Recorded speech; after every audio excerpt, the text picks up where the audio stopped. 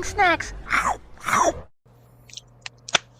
What it do? Snackers, snackettes, and snack extras. Your boy Gage here in the building with the homie Jokes. Yo. And you are now tuned in to Loading Snacks Weekly, where we get together once a week and we talk about things that are happening in pop culture. And today,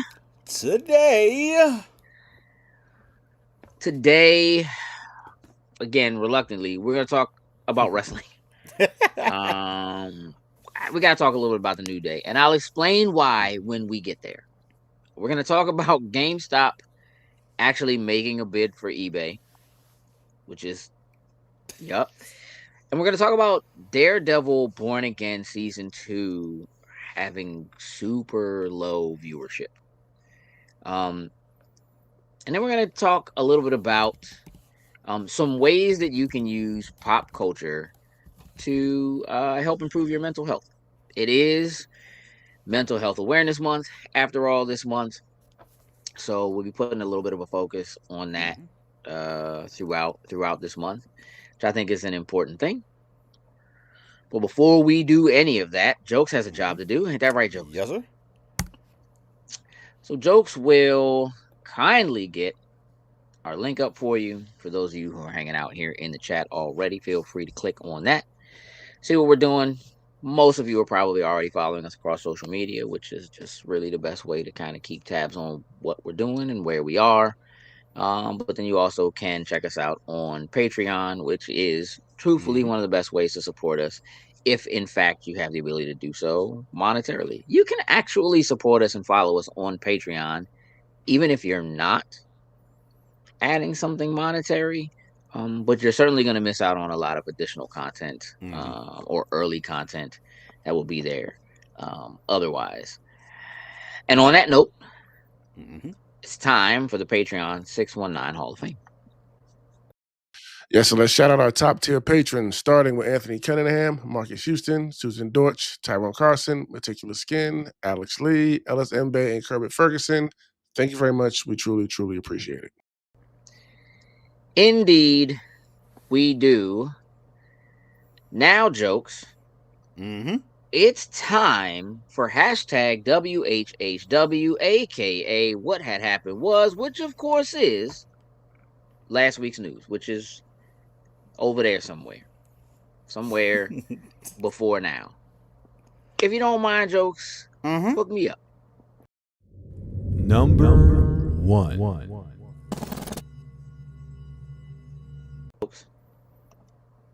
You and I had a small discussion.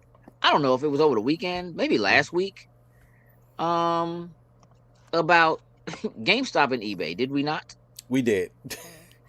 Pretty sure I sent that message when I saw it. I literally saw that. I was just like, wait, what?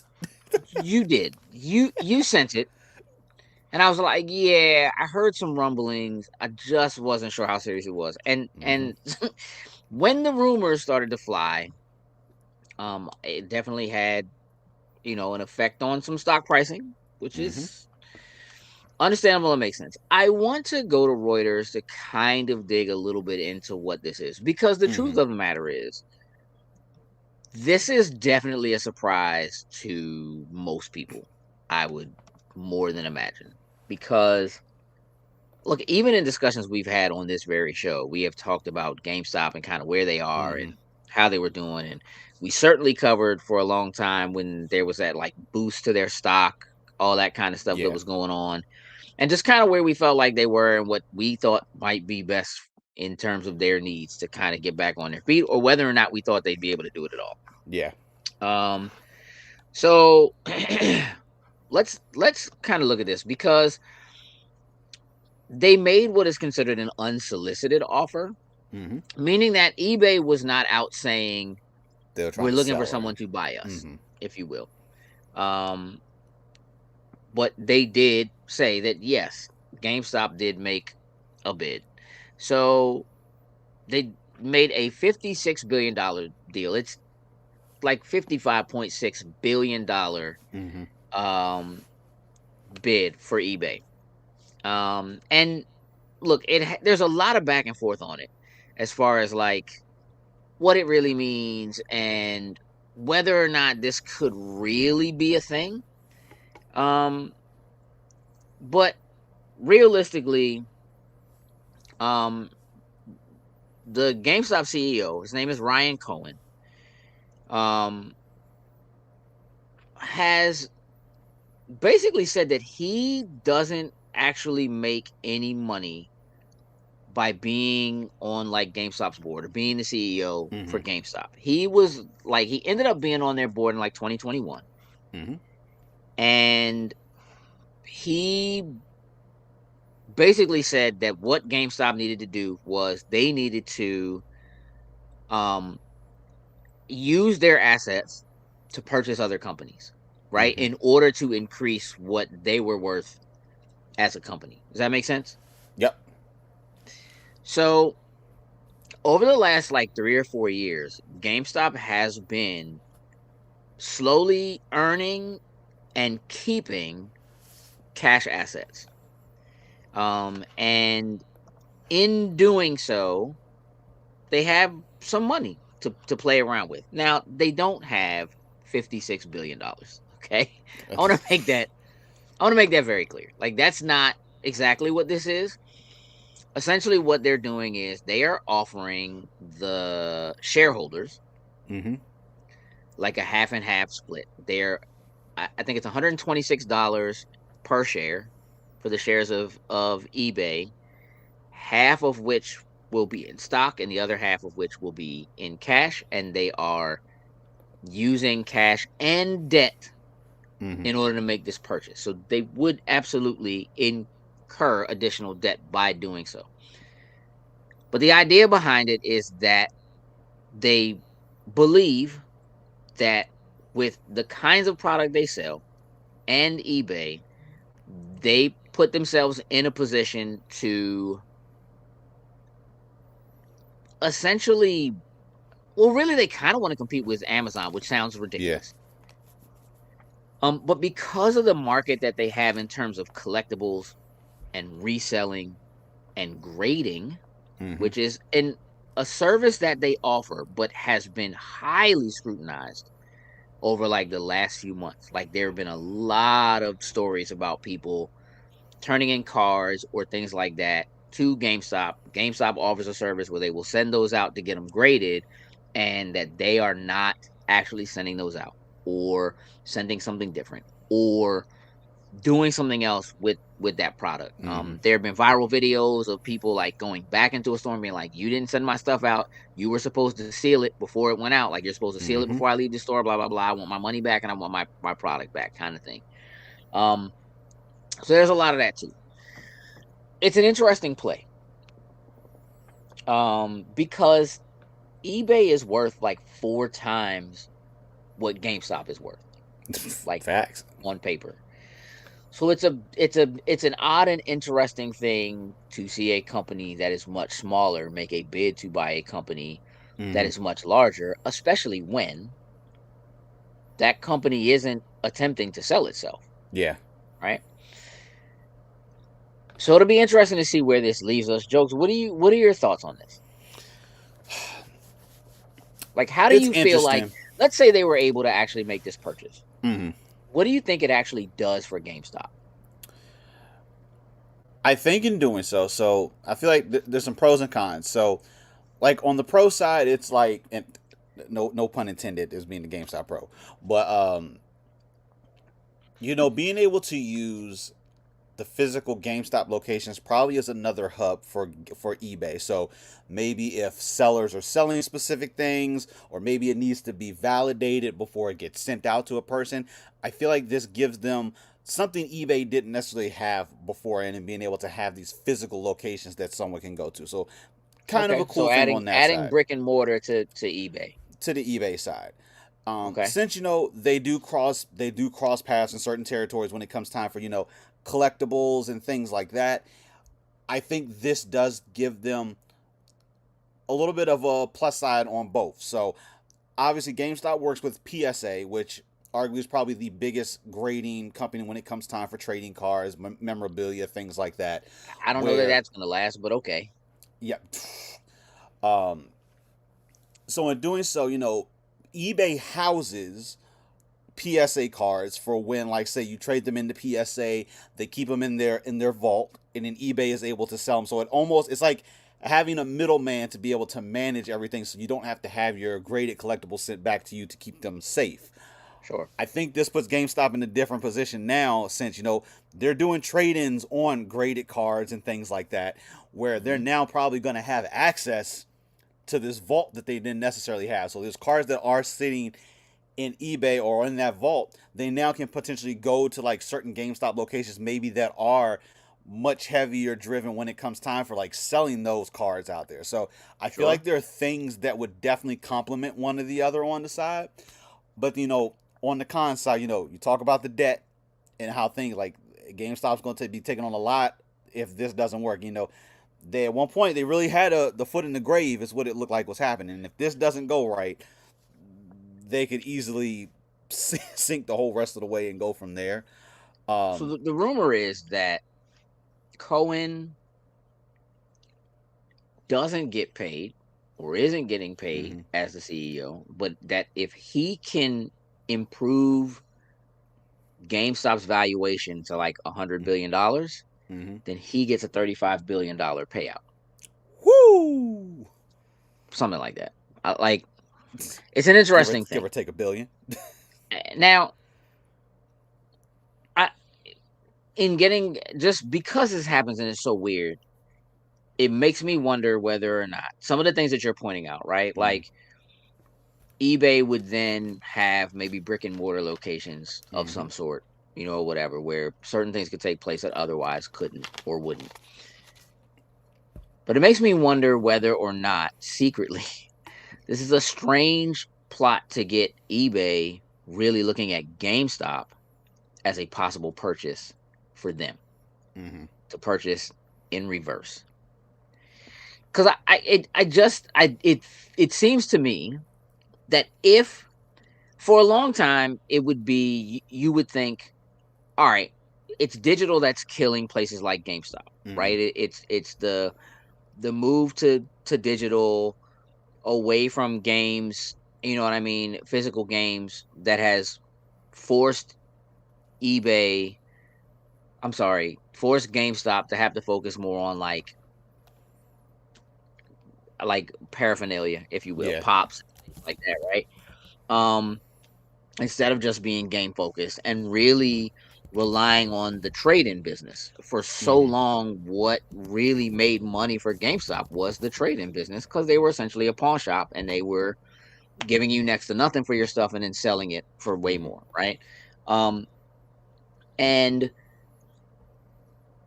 thinking that GameStop was going away was under the guise that like they just can't compete with the likes of Amazon, and anybody, and truthfully, just like PlayStation, Xbox, and Nintendo's own personal digital storefronts. Like, you don't need to go anywhere but to your system to make purchases for titles, in those spaces. However, given the conversation we had like just last week about kind of the change in the want of physical media, right? Vinyl broke $1 billion this year, right? The fact that for people who have been stuck in streaming and on their phones, tablets, even their TVs, you have access to so much content because you have a subscription to it, but you can only ever see like maybe 6 or 7 titles at a time, right? Like, you can see like 2 or 3 and then like a third of a title or something like that, and then you see like maybe the tops of something below, and they do that on purpose, right? To get you to scroll, to get you to stay, in their ecosystem for longer periods of time, blah, blah, blah. But the idea of having like a bookshelf or a physical shelf that has actual physical product on it, where you can literally see all your options at once, is a thing that's like new to people again, and new to people altogether, especially if you're young enough, right? And there might be something in eBay looking at the idea of having physical storefronts in GameStop and being able to say, you can have the option to ship, I don't know, to a GameStop as a pickup location for a thing that you ordered or you auctioned or whatever, which does in a way rival. I don't know, maybe eBay does that. I don't shop enough on eBay to know, but Yeah, it certainly does in a way rival what Amazon does by having physical pickup locations for product you can order, and you can go to a grocery store or go, whatever. I know people who there are Amazon pickup spaces in their apartment complexes, like at the main hub, stuff like that, right? So having those kinds of things certainly could put a dent in the difference in the market share that, say, an eBay has. Yeah. By comparison to something like that. And it might make it worth eBay looking at GameStop and possibly saving GameStop in some way by them turning around and being like, well, we're not going to let you buy us, but hey, we'll buy you. You know what I mean? It's interesting. I'll be honest, I don't think it happens. I know. And then Andrew just it'll be tricky. Andrew says, good evening. I'm surprised they chose eBay with the rise of Whatnot. I'm be honest with you. Whatnot is the rise of Whatnot isn't super different from like the rise of Temu and and the rise of like Shein, and like there are all these kind of shipping places, but eBay has been around since 95. Is super well known. Everybody knows what eBay is, so they would already have the brand recognition immediately. And it means that if GameStop bought them, they don't have to change eBay to GameStop. If it was me, I'm keeping eBay. It's just who has ownership and what kind of stuff they can do, given bringing the two together, what it would do for them. If you could imagine, if the folks at eBay were even considering what it would cost them to get into brick and mortar, building spaces, or trying to compete with Amazon by trying to get locker spaces or something like that at your local grocery store or, whatever, Amazon already has that on lock. So if you want to get storefronts that have it, if you don't want to have to use UPS stores or like a PO box or something like that somewhere, but you want to have somewhere else that you can go to deal with that kind of stuff, having, a few hundred GameStop stores throughout the country, being able to access, as well as outside of this country, could be a good move. So it'll be interesting to see. It certainly shook things up a little bit and did, there was some ups and downs or whatever in the stock, but we'll see how it goes. I don't know. I don't know that one could really save the other in the long run, but like technically based on what's going on, like it seems that technically right now GameStop's doing okay. I mean, hey, Pokemon cards, everyone coming there and paying 5 times the amount of what they actually do. There's a little liquid in that. Might be some liquidity in that, as long as somebody doesn't come in there and stick up everybody in there trying to get their Pokemon cards, which is a whole other thing. Let's move on. Hook me up.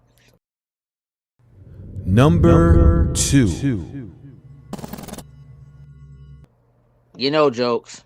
I gotta say that Daredevil Born Again is maybe not doing great. As of right now, it is being reported that their viewership is way down. I'm gonna read a little bit from Screen Rant. It says that Daredevil Born Again loses more than double of season 1's viewership. Season 1 of the Disney Plus series underwent some significant behind the scenes. It was originally designed to be more of a soft reboot, and then was later overhauled to become more of a direct continuation of the previous series. And while season 1 feels like a mix of both creative visions, which elicited some mixed reactions, season 2's reviews have been stellar. But despite season 2's positive reception, Luminate data, which does like total viewership, kind kind of stuff says that the viewership has dropped by more than 54%, and total views have dwindled to 46% compared to season 1. First 5 weeks of season 1 had an 8,353,000 season views, 24 million hours watched, and 1.4 billion minutes watched. By contrast, the first 5 weeks of season 2 have been about half that, 4.5 million season views, 10.8 hours, million hours watched, and 652 million minutes. So it's interesting to see this kind of a drop off by comparison. What do you think is causing this? Like for all intents and purposes, like we know we're gonna do a spoiler boys on it and talk about the entire series, but like, how have you felt about what you have seen so far, or have you finished it? I'm caught up completely until next episode that we get, final episode. Right. Like, I think the show has been solid. Right. So anyone that has, watched and been along, I'm not sure why you would want to put this down. Like, I know there's tons of, currently right now, there is a lot of shows that are currently on right now on different platforms. I mean, don't get me wrong, there's a good handful of them that are on Disney Plus and accessible on the same platform. And I don't think they mention anything about like subscriber drop-offs or anything like that. If you would have said, if that correlation was there, maybe so. Yeah. But I can't put my finger on it, because by all means, the show is not bad. It's very engaging. If I don't know if for some reason families were out there watching season 1 and you had the kids watching initially, and then you realize that, oh, this really isn't for kids. I mean, you apparently watched the whole first season, so you should have know what to expect from season 2. It's a weird type of thing. Or maybe since it is available, maybe some people are about to opt to binge watch it because it's only 8 episodes. So maybe some folks are just waiting until it gets to the end, and they're just gonna take a weekend, hop in, and just watch it straight on through. Maybe we'll see viewership go up a little bit, but I couldn't understand why, because like this season is doing good. I know a lot of people came from the Netflix side, if you didn't have Disney Plus, obviously you had to come over to be able to watch this in comparison where the original series was being aired at. But I mean, they would have already done that from season 1, right? They would have done that the last go round. My take on it right now is that I don't think that there was anything really to compete with Born Again season 1 when it dropped at the time. 2, I also think there was just a lot of excitement, right, around the idea of Daredevil coming back, being on Disney Plus, and them maintaining the level of maturity and violence that existed in the Netflix version, right? And so I think, there were a lot of people who watched it and enjoyed it because it was kind of something special, because it still felt like, even though at that point we had kind of gotten Deadpool and we knew that they were like doing some mature things, I think that there was a feeling of like, let's see if Disney is really gonna do this and stick the landing, right? And I think that's part of what drove the viewership the first go around. And then of course, like this, it was good, right? Like what was happening was really good. I think that by comparison right now, I think you're right. I think there will be a lot of people who will be looking to binge it, especially depending on what happens in this last episode, based on the Punisher one-shot that's coming. I think will drive viewership for this again, and Spider-Man coming, and how maybe any of that ties in. Because this is not a Daredevil season that is as fresh. We're getting more of what we had before.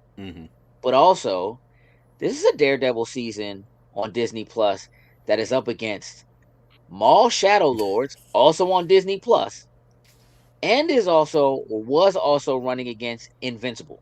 And I'm gonna tell you what, Invincible season 4 yanked the steam out of everything else that was on TV. If you are a person who is subscribed or does subscribe to both, maybe you're only subscribed to one or the other. Mm-hmm. I'm gonna tell you right now, I would tell anybody to watch Invincible over Daredevil. Easy. Like easy. Like super easy. Not only that, but I would tell people that if they haven't seen the previous seasons go back of Invincible, watch. to go back and watch all of that, mm-hmm. and then watch season 4 before you even comparatively to Daredevil. Like, it's cool. Glad to see certain characters come back. Yep. But I definitely think that there is something to that portion of it.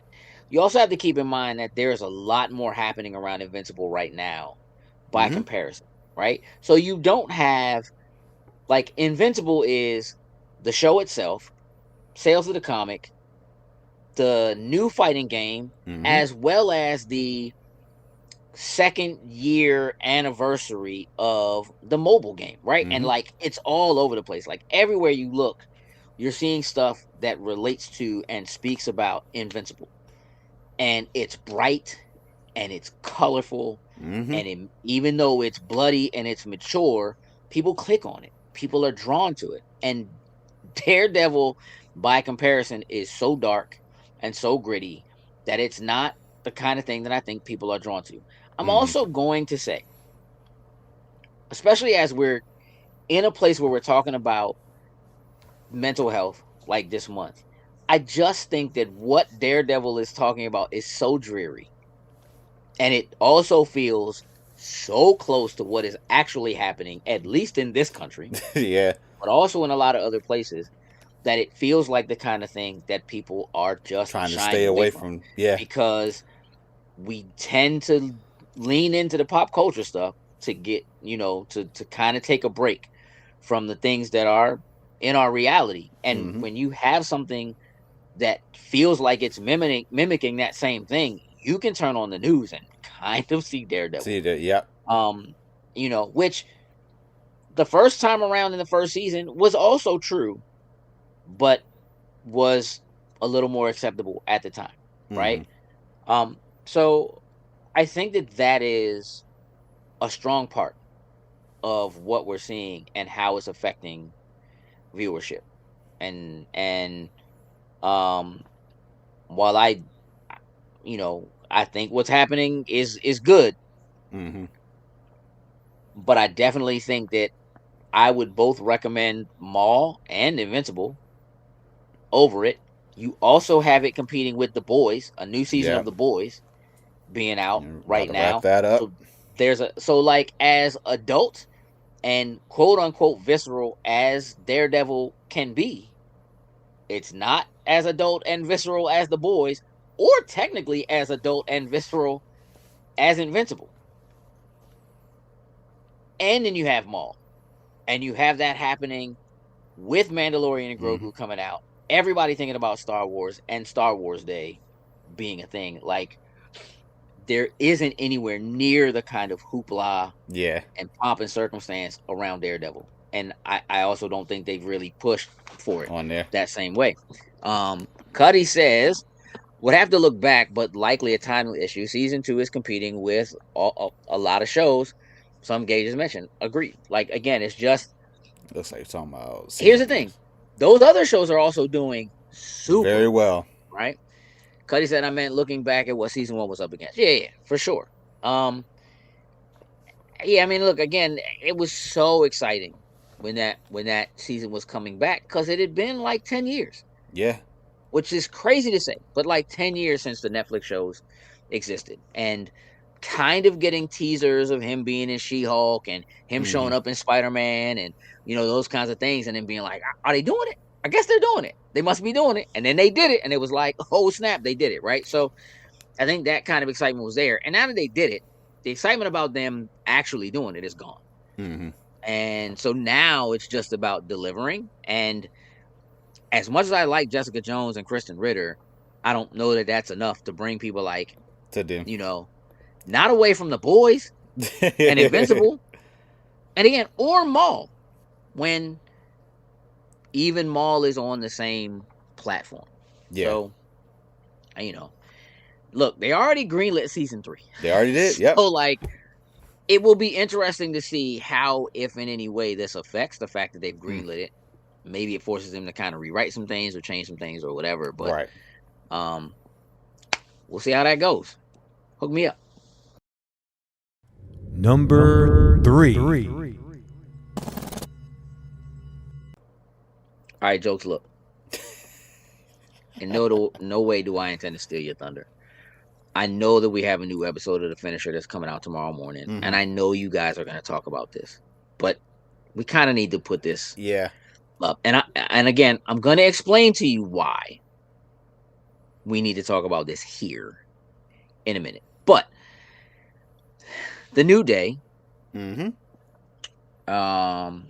arguably one of the greatest tag teams of all time, has chosen to be released from WWE, right?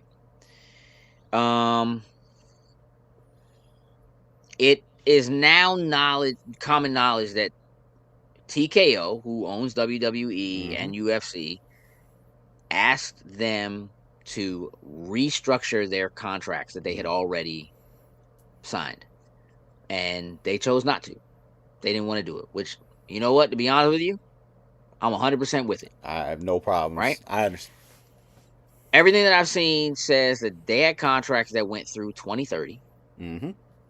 And if you're asking me to restructure and I have a legally binding contract, why am I doing that for you?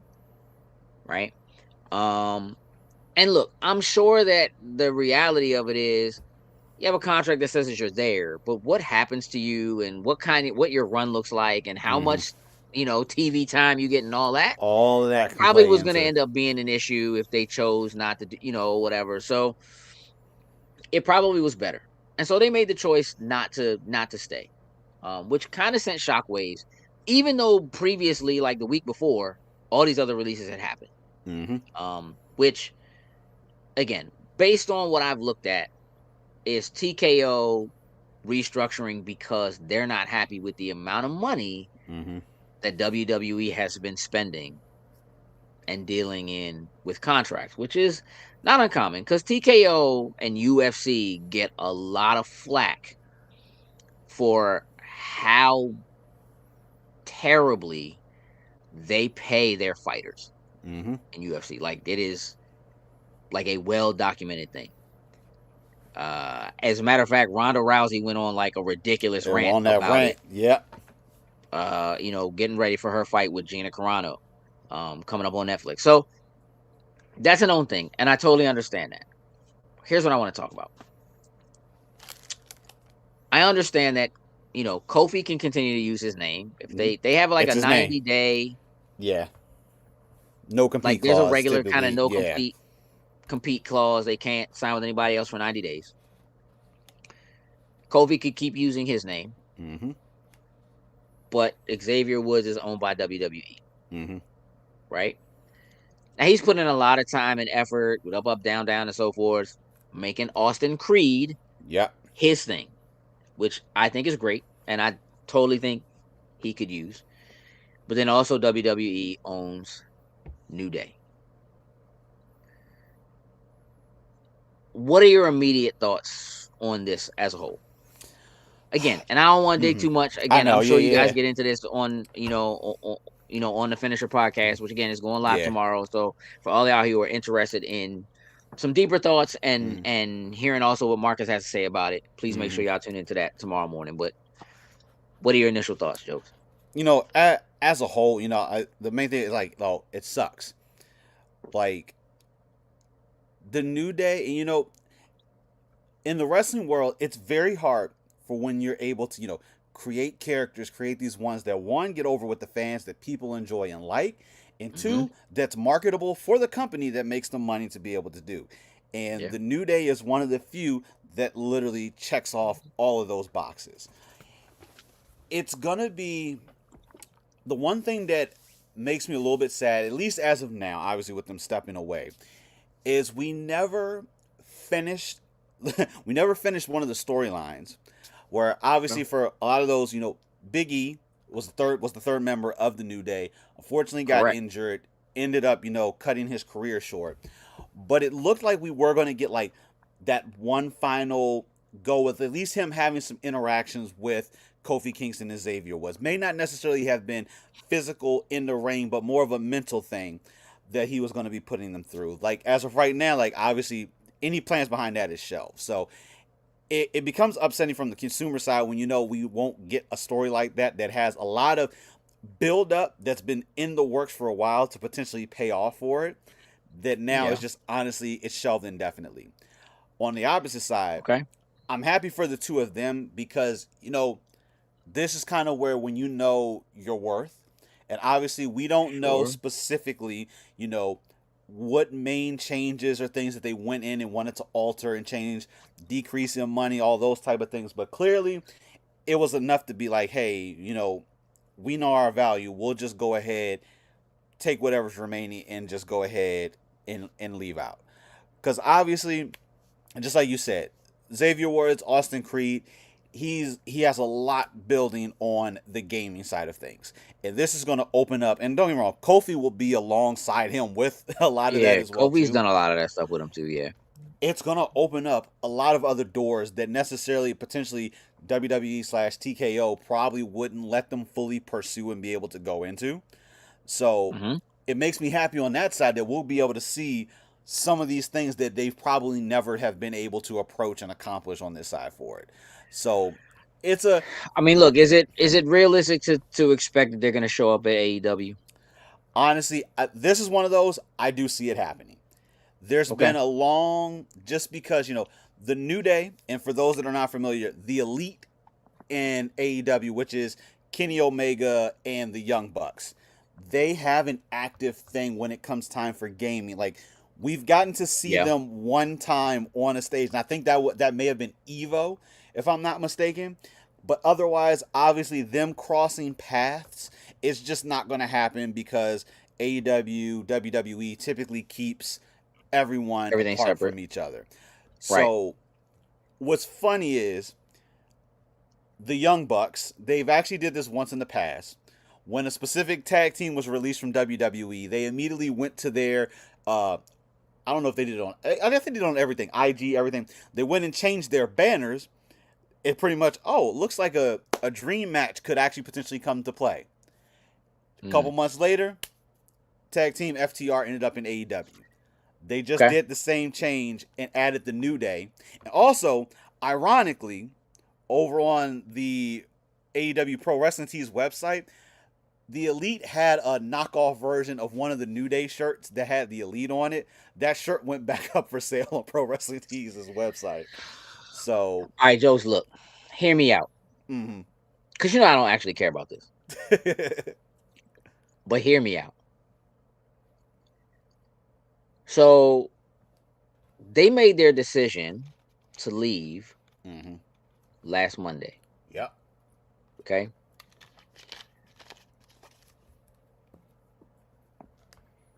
And they can't use the name New Day. And there is a 90-day can't sign with anybody else thing.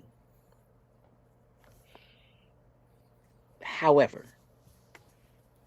they could call themselves Brand New Day. And we happen to be 87 days away from Spider-Man Brand New Day coming out in theaters. If they do this right, Jokes, they are 100% in the window to take complete advantage of the Spider-Man Brand New Day, call themselves the Brand New Day, and debut in AEW right when that movie comes out. Have you heard me out, Jokes? I've heard you out there, sir. Like, I immediately was like, how many days away? Because it's not till the end of July. So I'm like, that's like 90 days. That's 90 days. They made the decision last Monday. We're over 90 days. Mm-hmm. Hey, dog. If they don't take advantage of it, they missed. 100%. 100% they missed. If they do this, Jokes, I'm the greatest of all time. I just want you to know that. I just want you to know that. And they come out in the Spider-Man. Hey, listen, they will come out in that Spider-Man gear. Yes, bro. Hey, yes, they will. Yes, they will. They will show. It will all play out so well. And the thing, like, AEW, honestly, right now is the place that makes the most sense for them. I don't necessarily see them going to, like, a New Japan. Like, it would be cool. No. It would be cool for them to, but AEW does stuff, like good crossover stuff with them. So, like, it would be cool to see them, go over and maybe just do. They have a tag team tournament that they typically do on a yearly basis. So, the New Day, brand new day, to be able to go over there for like a month, compete in said tag team, and then come back to AEW. It's like, listen, we done been across seas now. Now we coming back here to take over, start this brand new day with AEW. So, hey, listen, there's so many, like, I'm eager to see what they do. Hands down, like regardless of what they end up doing, whether it ends up, still being in wrestling, going down just the pop culture avenue, the gaming side of things, like, I'm intrigued, I'm interested in wherever they land at. Because, like, genuinely, like, these two dudes have created, I will say, they've created a safe space, kind of like what we do, especially, like, with Up, Down, Down, Austin creating that platform and using it, being in the gaming realm and doing those type of things, where they probably will be able to expand on a lot of that they just weren't able to do under WWE. So there's a lot of potential, and I'm eager to see. We get a little bit more in detail on the finisher when you guys get to watch it tomorrow. And I'm not going to I want to throw this up right quick because I was going to say something about this as well too. Eddie said Roman's June show dates went away because they want everyone, even the tribal chiefs, to renegotiate. Of course. Yeah, so apparently, there's still a ton of apparently a lot of people they have approached and have already restructured contracts and things like that. Right. Roman, like, I kid you not, they initially showed that whole calendar, like, through the summer, all the June dates got pulled, and I'm upset because one of those dates that was in June was here. Yeah. And it just changes the play because you know what? He currently is the world heavyweight champion. And this is one thing that we did talk about in the previous. He said he wasn't going to be part-time. He was going to be here full-time doing everything. He did. Clearly with this happening, clearly has shifted stuff. And there's a good chance this weekend, which is Backlash. I'm going to tell you what. I'll be honest. And again, we're not going to dig too much into this, but seeing what TKO is doing, the restructuring, having somebody like Brock Lesnar, who's already been on both sides of that fence, who's UFC and WWE, and being extremely knowledgeable of that kind of stuff and what they do, makes a lot more sense. Seeing what he did at WrestleMania in terms of being like, yeah, I'm out. You know what I mean? Like that.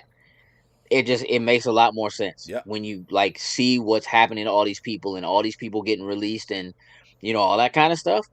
It just really means that they're really going to continue to try to squeeze. Like if you figure like if they're spending that much money, but like ticket prices have gone up the way they've gone up, and you have more people than ever who are watching and attending, something ain't right. You know what I mean? And so like they are a little upside down on what they're paying out to people and so forth, but you got to figure that out, you know what I mean, somewhere else. And you got to do a better job of like dealing with your merchandise sales and that kind of thing and how you kind of work all of that kind of stuff in. So, as all them prices went up too, like the merchandising, like t-shirts, title belts, everything has gone up on their end. I mean, look, everything is more expensive anyway, but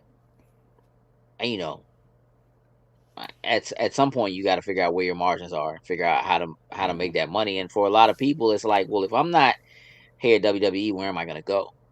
You know what I mean? What am I going to do? And so those people who are choosing to renegotiate instead of leave, or whatever it is, like the reality of it is, I think they're just doing too much. So what I think you're seeing with them is the same as what you're seeing with, like, Peacock took a ridiculous hit. They lost like hundreds of millions of dollars, even though their subscribership went up. But they did these negotiation deals with, like, the NBA and the NFL. Like, they did like an 11-year contract, I think it is, with the NBA, and that's costing them a lot of money. Right now, will it bring people in? I guess, because if they got a contract, then maybe where else you gonna go to watch the NBA or to watch NFL or whatever? So will it turn for them eventually? Yeah, but they lost a lot of money. So it's the same kind of thing. Like, I think the WWE is spread way too thin, and is in too many different places, and those kind of structures and those deals, how you're bringing your money in or what percentage they're getting. If some people are watching on Peacock and some people are on YouTube TV and some people are on, like, it's so all over the place. Some people are on Netflix, and it's a lot. And at the same time, also having to, like, make an additional show for Netflix that shows behind the scenes, and there's all this other kind of stuff. Like, what are you getting out of that, and how is it making you money? And so anyway, 90 days, dog. 90 days. 90 days. Spider-Man drops. Brand New Day drops in AEW, dog. I gotta look and see what pay-per-view of theirs aligns, because, like, I feel like that's getting into the territory for, like, All In or something. So there could be end of July, right? That sounds about right. That could be a very, very good setup. That or Dynasty. I think one of the two has got to be coming up pretty soon. So they could definitely have. I'm just saying, dog, in terms of, like, wrestling scripts, this script writes itself. Or I wrote it, and so give me credit. Oh yeah, because Xavier and Kofi hit Disney up. Hey, listen, so we want to go by Brand New Day, so we want to do this whole Spider-Man thing, and hey, look, man, they don't gotta get permission for that. They'll just do it. You know what I'm saying? Like, hey, just do it. Look, I'll tell you this: there might be some pushback from them, only because WWE is on ESPN, which is Disney, which is Marvel, but whatever. They're the Brand New Day. They're not Spider-Man Brand New Day. It would be the Brand New Day. They might be a Brand New Day. Like, whatever. There's so many different ways you could say. Or, yeah, you know what I'm saying? Work it out. But I'm telling you, when people are searching hashtag Brand New Day or hashtag BND, if both of those start showing up intertwined with one another, hey, bro, it writes itself. I'm calling it now. I'm calling it now, Jokes. All right, look. Last week's news is over. We're going to put a pin in that and move on. Right now, what I want to do is, again, May is, Mental Health Awareness Month. And so, this wasn't the original plan, but I decided to make a bit of a pivot and use the opportunity to discuss, some mental health, options for people. And so, I want to do 5 good ways to use pop culture to help improve your mental health and or remove/release stress. Jokes, you ready for this? Let's go for it. All right, so here's my number 1. Number 1 is rewatching. So rewatching your comfort shows or a movie you're so comfortable with, all the words, or whatever. It can just kind of just play in the background, like allowing those things that you grew up with or the things you really love to kind of allow you to have a moment to go back and kind of be in those spaces. I think there's something really special about taking the time to go back and revisit things that are, some of your favorite things. And a lot of us have a lot to choose from. So I think one of the things that's great about that is that if you're having a hard time with things, or if you're feeling stressed out, that you have this multitude generally of options of things Mm-hmm. that you can go back and watch. And so, look, if it's a show, then you have tons of episodes, maybe multiple seasons, and like hours of content to go back and watch. If it's a movie, maybe it's a series, or there's a trilogy or something like that, right? And you have several hours again of content that you can go back and you can watch. And I really think that there's something to be said for kind of allowing yourself to get back into Mm-hmm. spaces like that are ones that we remember, that really made us happy, or that we grew to really care about and or love the characters. So that's number one. Number two is specifically getting into what I like to call a cozy gaming session. um Cozy games, look, I don't necessarily think it needs to be what is considered quote unquote a cozy game, which could be like a farming sim, might be The Sims. You know what I mean? Or something like that, right? That just, you don't really have to think too hard about it. It's kind of relaxing. The music tends to be a little bit more relaxing. I'm not going to say that some of those things can be stress inducing. Like, look, I think if you're going to play like The Sims, regardless of what version of The Sims you might play, just cheat, bro. Just put the money cheat on and build a house, bro. You know what I mean? Go do Power Wash Simulator, bro, and clean a car, a So house. satisfying. You will be so surprised, right? I think that those kinds of things, look, it could be something that's a little more than that. Like, there are moments when I think Grand Theft, or an FPS, Mm-hmm. especially if it's something older that I played before, if I'm super comfortable with it and I know it, can actually be kind of relaxing, because they can be kind of like, I don't want to say mindless, right? But you can do it without having to put so much thought into it. Maybe play music in the background or something that's separate or whatever. Just kind of allow yourself to kind of get away. It also could be that you're doing a gaming session, maybe with other people, and it gives you an opportunity to kind of chat, talk, catch up, that kind of Mm-hmm. thing. And so you can feel a certain sense of togetherness, maybe even when you're not necessarily physically in the same place. And I know that those kinds of things were really great for people during like COVID and so forth. Mm-hmm. The ability to do those kinds of things hasn't gone away, right? So that's my number two. Is kind of really finding some really good cozy gaming sessions, and like look forward, over the coming weeks to like getting some lists of things that I think might fall into those categories in terms of like maybe some good cozy games or that kind of thing. Um, Number three would be podcasts and or soundtracks from like your favorite shows or movies. And so this is kind of a twofer. In terms of podcasts, I think it can be really good to look for and begin to listen to podcasts that are about the things that you like. So if you like gaming, then listen to podcasts about gaming. Okay. If you like movies, listen to podcasts about movies, how movies are made, or that kind of thing.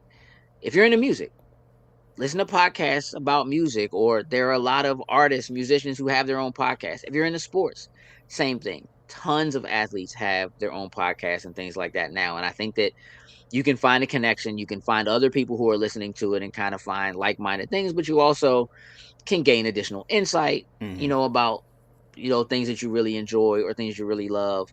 And the thing that's beautiful about podcasts now is that so many of them are also in video form as opposed to just in audio form. And so there are multiple ways to enjoy that. So if you need to sit down and kind of watch something on screen, you can. If you need to do it on your phone, on the train, on a ride, or whatever, you can do that. Um, in terms of soundtracks, while I do think it can be great to just take the soundtrack of a favorite Mm-hmm. movie or a favorite show or even a favorite game and just listen to the soundtrack outright, I think that my recommendation would be not to not do that, but to also specifically look into finding other genres of that same music, right? Mm-hmm. So if you take, say, lo-fi versions of the music that from a particular game or from a movie. You can find like Star Wars again, Mm-hmm. Revenge of the Fifth today. You know what I mean? Tie Tuesday. You can find Star Wars lo-fi. You can find Star Wars trap music, hip hop. You can find rock versions of Star Wars. You can find, and you can do that for almost like that Mario music by Hey, the 8-bit big band, that Mario praise break. You can find gospel music if you're really looking for it, right? That takes music from things that you love and flips them and does them differently. And I think that there's something special about finding a really different version or really different twist on things that we are. Look, that like bardcore stuff that we found, yeah.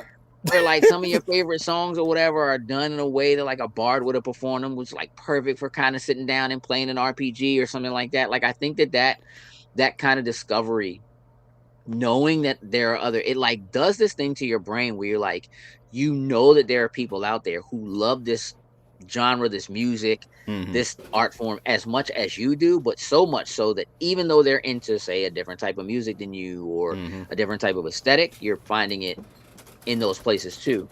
And I think that does a really great thing in opening up your mind to maybe listening to other genres of music that maybe aren't your normal kind of thing. And that can then lead into you finding other things that, help you reduce stress, other things to listen to, music, and, all that kind of stuff. So, podcasts and soundtracks.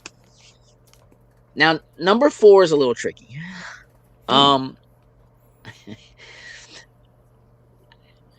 It could be a dangerous road to suggest that people look for or find fanfics about the genres or people or content that they really like. Because fanfics have a tendency to get maybe a little more adult than most people are expecting or whatever. And maybe that works for you though. But what I really think you should try doing is taking your favorite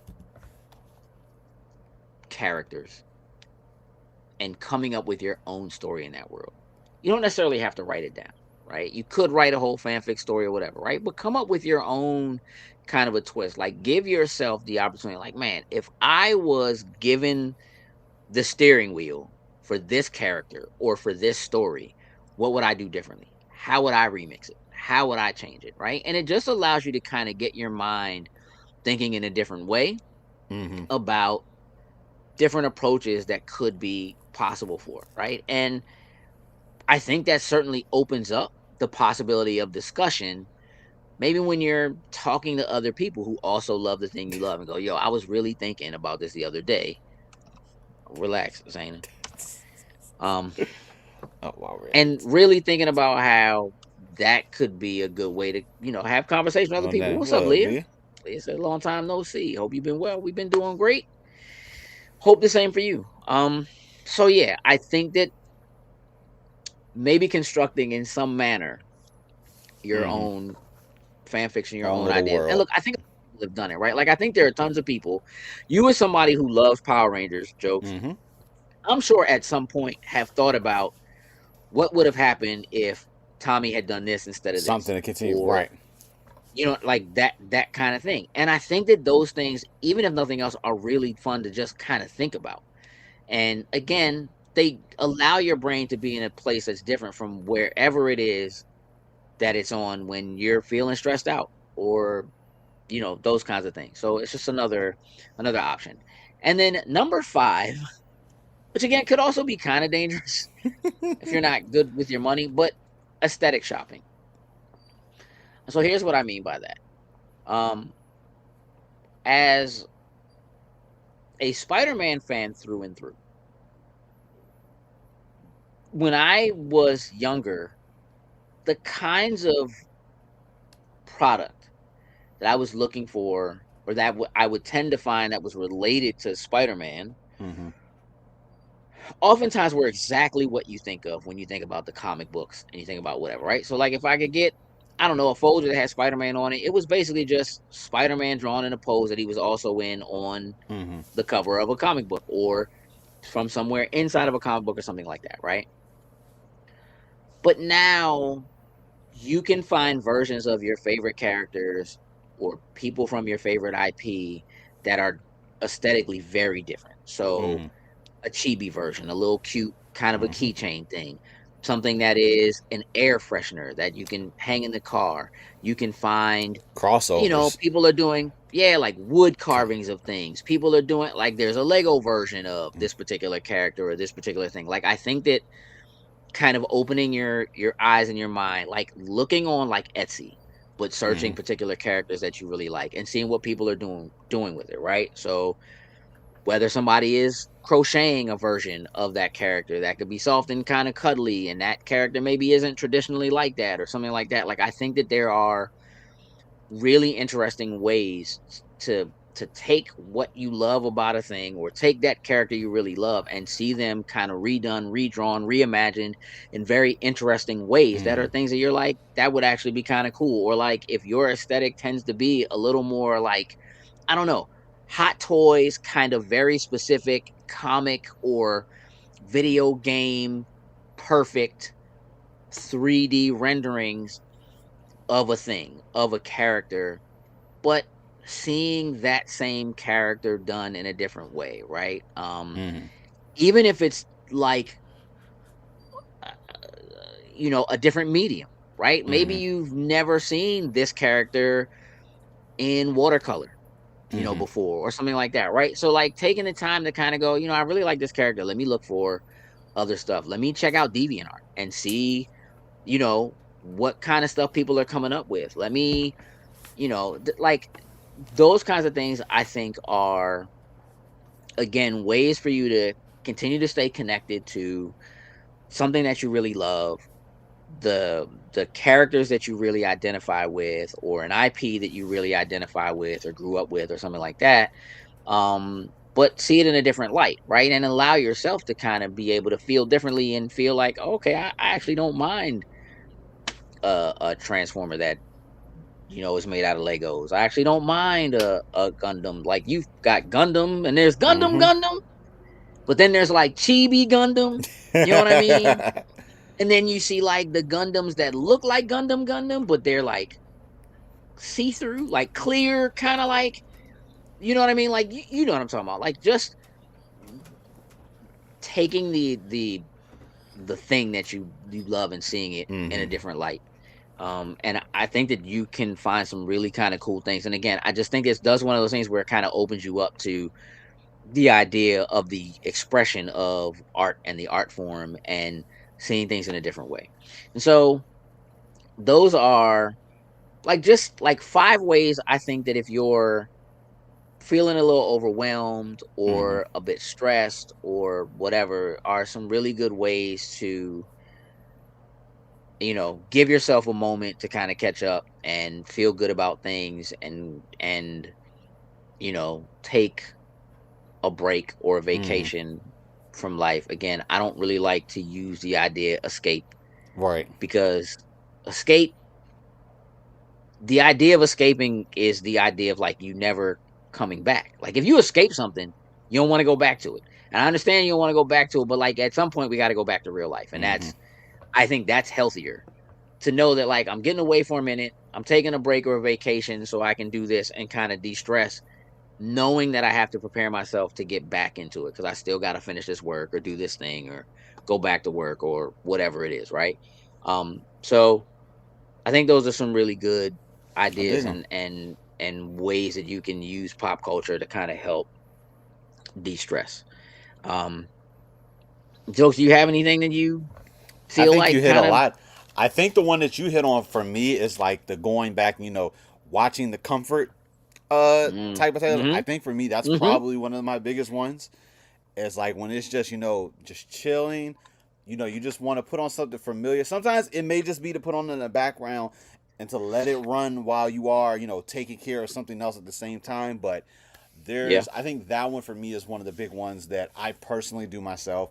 And then sometimes it's the same, like the comfort game, that one that maybe you just know it backwards and forwards. There's not a lot of thinking into it. You just going in, just having a little fun, just to let your muscle memory kick in. Sometimes it is just turning on, depending on the game, you're just turning on easy mode just so you can just go in and just. Yeah, sometimes it's just the music or something like that taking you back. Yeah, for sure. Look, I do have a little bit of an honorable mention or two as far as that's concerned. I'm not going to dig as deep, but I do think that conventions. I think going to conventions. Like most of the people who are here or listen to this show or whatever will kind of be familiar with it, but like just kind of being in a position to surround yourself with like-minded people who are there to enjoy a thing that is also a thing that you enjoy, and kind of seeing people kind of allow themselves to be free in it is such a special thing, that I think can be really, really great. But for some people, it maybe needs to be in smaller doses. And I say that with a word of caution, because we know that con withdrawal is a real thing. That like people go to these conventions for 3 or 4 days or 3 or 4 days in a row. They do a full weekend pass, and then Monday and Tuesday are like, yo, Oof, some of the life worst is days. trash. I just want to be back there again, right? Which is, again, so maybe like doing a day or something like that, if that kind of thing maybe isn't good for you, is a good idea. Um, the other thing that I think I'll say as a second honorable mention are like late night events. What we're seeing a lot of now are, kind of more adult themed, 21 and up, 18 and up, kind of like go out, meet people, have a few drinks, hang out, but that the theme in that place, be it a club or be it, whatever, is an anime theme. It is it just that kind of thing. And looking for those kinds of events in your area, you'd be surprised, what you can find, and that there are other people who are also adults who enjoy the thing that you enjoy, or maybe even feel a little bit of stress about liking because you're supposed to be grown and you're not supposed to want to watch animated things, or you know what I mean, or whatever it is. Like, you just knowing that those other people are out there, if part of de-stressing or something that might help you is actually get out of the house. Everything else that's on the list are things that you can kind of just like, I'm in the house, I can play a video game, I can watch a podcast, I can whatever, or something like that, or binge something. But in terms of getting out of the house, which I also think is an important thing to do in terms of your stress levels and kind of helping to maintain your mental health, like getting out, like the idea of like getting out and touching grass, I don't think is as important as the idea of getting out. Got it. Right? Like being out and being amongst people and kind of seeing what else is going on around you. But if you can do that and do it around like-minded people, it tends to feel a little less like it's you against the world, because you feel like there are other people who are feeling what you're feeling and enjoy what you enjoy. And so I think that that's a little bit more important too. Dig it. Now, as far as what we're going to put a pin in. So there's a new trailer that dropped for the Odyssey today. Did you see that? I did not watch it yet. I didn't, because I kind of figured maybe it was going to be here. Well, we're not going to do it here, but we are going to do it in the Put a Pin in the podcast, which is a Patreon exclusive. Again, we're trying to avoid the copyright strikes and stuff here on YouTube and so forth. So we're gonna do it there, so we can talk about it a little bit. And the other thing I want to talk about there is Free Comic Book Day. I did go to Free Comic Book Day last weekend and had a really good time. It's a really good conversation with some people there, and so we'll talk about those things on the Put a Pin in It podcast. So that'll be for Patreon subscribers, so you'll see that hit before the end of the week. But we'll knock that out. Now it's time to close up shop. Jokes. Cool.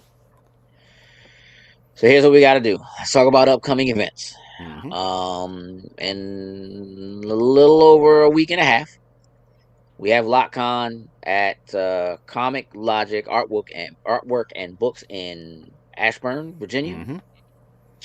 on Sunday, the 17th of May. So if you can, by all means, come through. If you're already going to be there, then you will see us with snacks. We have snacks. Boy, do we have snacks for that event. So we're gonna do that.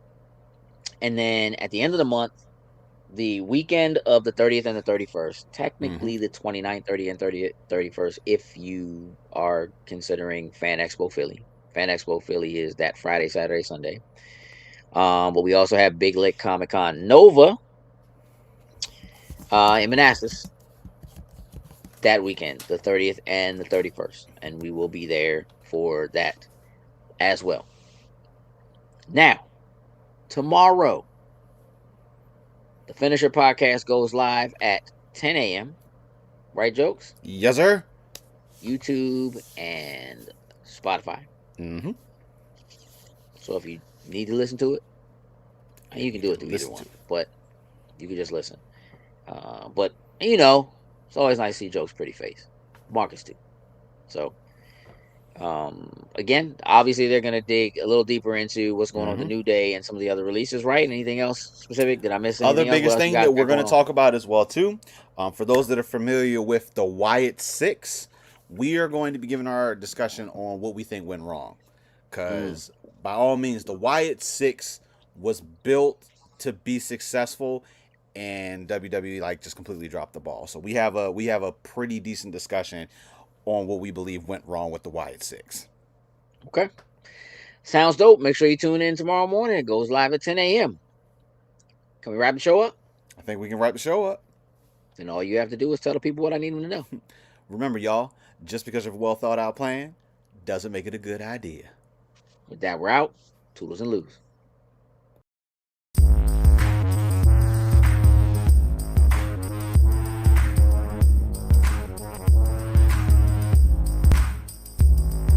Loading snacks.